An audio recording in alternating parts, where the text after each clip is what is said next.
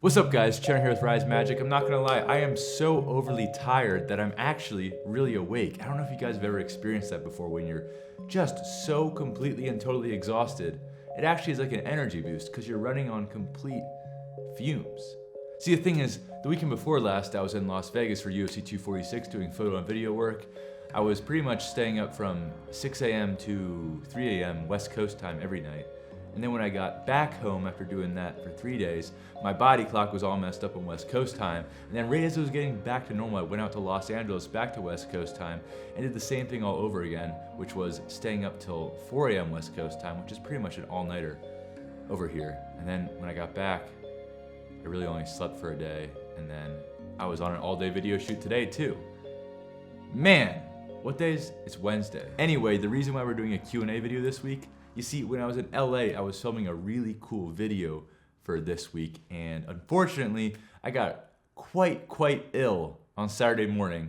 So ill that I didn't really eat for 3 days after the fact, if you know what I mean. But that video, let's just say it's delayed, all right? It's not canceled, just delayed because didn't have that much time to work on it. So I figured we haven't done a Q&A video in a while, you know?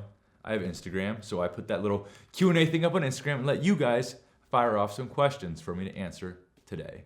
Hope you find it somewhat interesting. We're also gonna have to crack open a cold one. It's kind of a coping mechanism of mine when I am extremely stressed out and tired. All right, let's get into some questions. Do you feel the wave of social media magicians is a good thing for magic? Asked by Michael Does Magic. Well, there's definitely some positives and negatives to that new wave of social media magic. I'll go over the positives first because I do think the positives outweigh the negatives. Positives. Doing magic used to be like a really nerdy thing. Like you were looked down like you're a nerd if you do magic. But this new wave of like social media, like street magic stuff really makes magic cool again. And I feel like the stereotypical magician now is not the nerdy kid with the fedora on, it's the cool kid in the street trying to pick up girls. Now, I don't really like that stereotype either, but I would say it's better than before. I also think any publicity is good publicity, and magic is becoming a lot more popular, a lot more cool in general, just as a topic.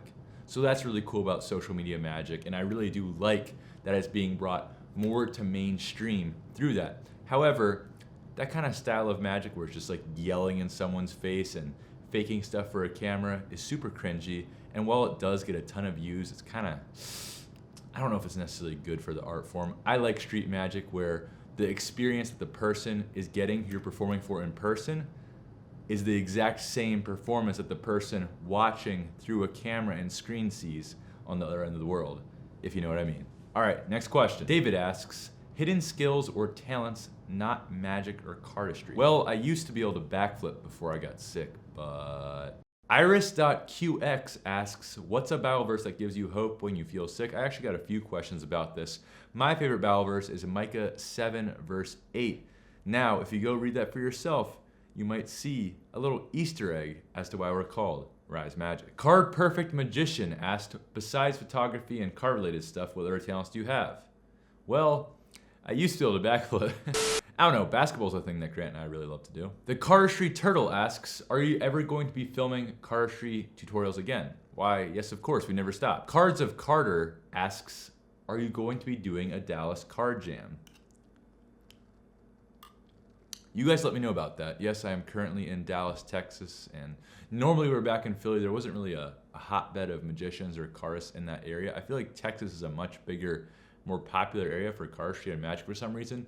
So if you are in just the general Texas area and would love to do a meetup, drop it in the comments below because I can't really do a meetup like that unless we have just a little bit of interest. So it's not just, you know, me there. That would be cool if it wasn't just me. So let me know. HAZIQ.A_1 asks, ASMR Car Flourish Part 3, plus, it's really satisfying. Who's gonna tell them there's like 5 of those now? Anyway, but you know, I guess I gotta release another one eventually since they're the only videos on our channel that seem to skyrocket over 1 million views every single time. Blaine Butler asks, do you ever get bored/tired of practicing card magic? 100%. I get bored of a lot of things, but that's why I like to do lots of things like working out, playing basketball, editing videos, filming videos, card magic, cardistry.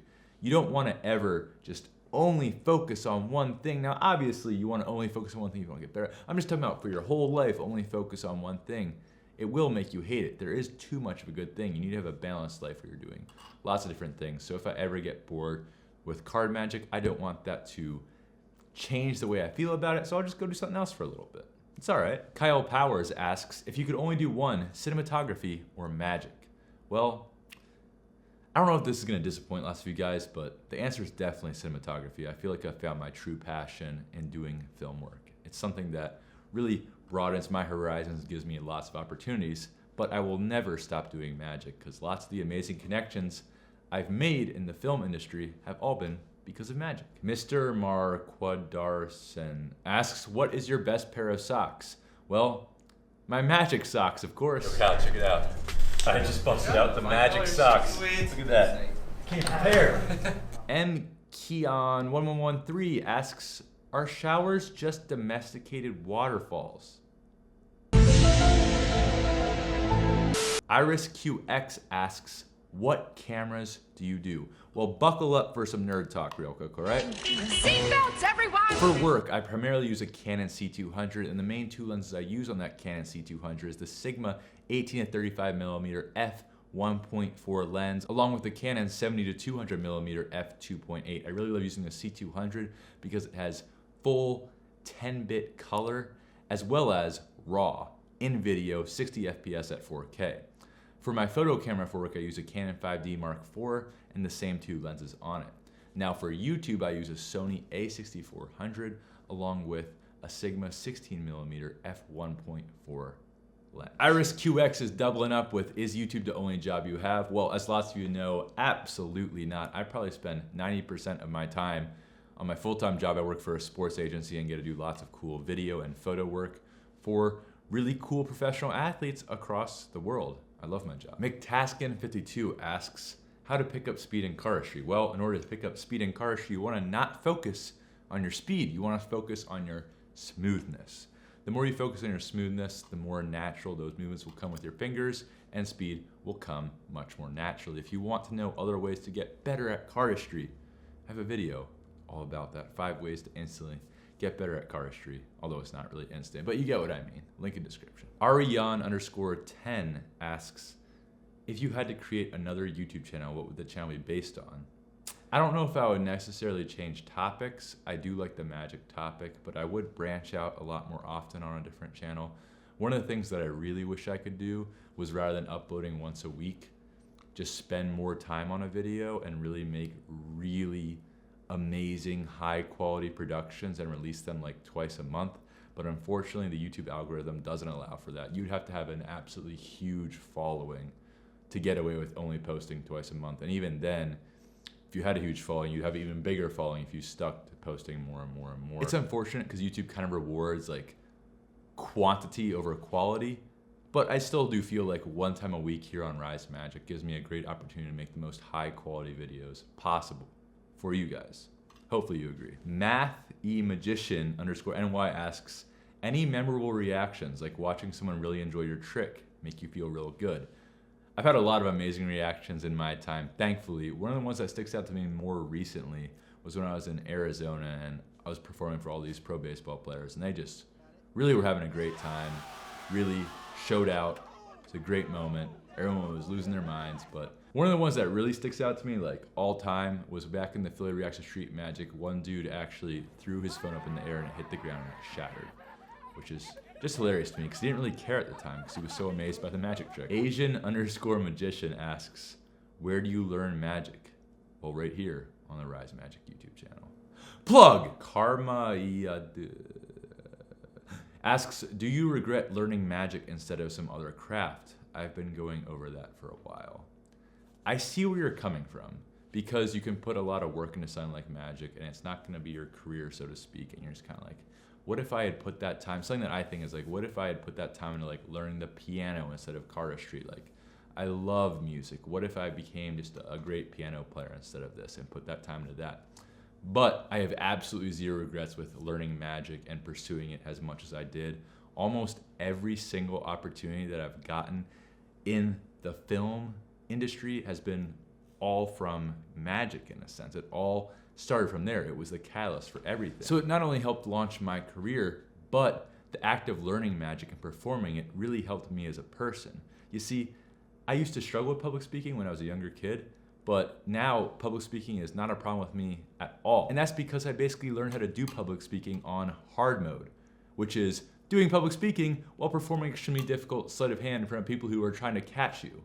It makes you very good at public speaking, and being impromptu, being able to be spontaneous with how you talk, being better at interacting with people, magic helps with all of that. So it really is a valuable skill to learn. It sets you apart from almost everybody else out there. You're that person who does magic. You're special. You're different, which is really great in a world that's so saturated with lots of similar stuff. You stick out when you know magic. Lastly, Eli Carr asks, scrunch or fold? Now, I'm not really sure what you're referring to here, but assuming this is a card channel, I'm assuming you're referring to valuable playing cards. So I don't really like, scrunching up playing cards like that. I would much rather just take them and ruin them by folding them in half instead of scrunching them. By the way, you guys are so triggered. Those were ad cards. Don't get too triggered. Right? Ad cards, all right? They're fine. Not a big deal. All right, guys, that's the video. Sorry we didn't have anything too crazy. Coming back with regular content next week. I hope your question got answered. And always remember, if you want to learn more about my job outside of YouTube, you can always check out my Instagram, The Real Chandler Henry. If you want to be involved in these Q&As and ask us questions on Instagram, follow us at Rise Magic. And if you have a question that you want answered that's not really great for a Q&A video, you can always email us, tweet at us, anything. We will reply if you contact us on a platform when we catch you, all right? We always got you. And if you're thinking, wow, Chandler, I thought you were a big applesauce fan. How come you only got halfway through that during the whole Q&A video? I thought you were tired and stress eating. Well, guess what? Congratulations. You played yourself. I had 2.5 cans.